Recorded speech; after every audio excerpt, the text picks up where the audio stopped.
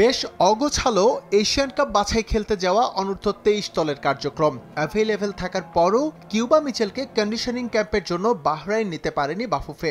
এবার ফাহমিদুল ইসলামকে নিয়েও দিল অপেশাদারিত্বের পরিচয়। বাংলাদেশের হয়ে এশিয়ান কাপ বাছাই অংশ নিতে ভিয়েতনামে পা রাখলেও এই উইঙ্গার মিস করেছেন লাস্ট ডে প্র্যাকটিস সেশন, আর তাই প্রথম ম্যাচে মাঠে নামা হচ্ছে না তার। প্রশ্ন হলো, ফাহমিদুল যেহেতু আসবেনই ভিয়েতনাম, তবে কেন আরও আগে নয়?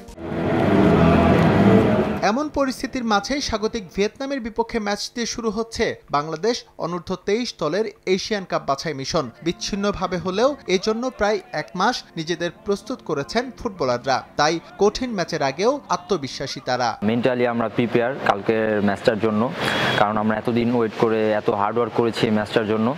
তো আমরা আমাদের সর্বোচ্চটা দিয়ে চেষ্টা করব। আমাদের লক্ষ্য একটাই, আমাদের কালকের ম্যাচ যেভাবে হোক জিততে হবে। প্রথম ম্যাচে মাঠে নামার আগে বাংলাদেশ দলের জন্য ধাক্কা হেড কোচ সাইফুল বারী টিটুর অনুপস্থিতি। জ্বরের কারণে ম্যাচের আগের দিন অনুশীলনে থাকতে পারেননি তিনি। সম্ভাবনা কম ডাগআউটে থাকারও, তাতে ম্যাচে কোনো প্রভাব পড়বে না বলে মনে করছেন সহকারী কোচ। আন্ডার-23-তে অ্যাকচুয়ালি আমাদের বরাবরই রেজাল্ট ভালো না, বাট আমার কাছে মনে হচ্ছে যে এই টিমটার কিছু করার ক্ষমতা আছে।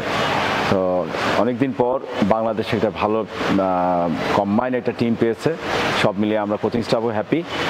ওভারঅল ছেলেরা রেডি। এশিয়ান কাপের চূড়ান্ত পর্বে খেলতে হলে গ্রুপ সেরা হতে হবে বাংলাদেশকে, নতুবা অন্তত জায়গা করতে হবে 4th বেস্ট রানার্স আপের মধ্যে।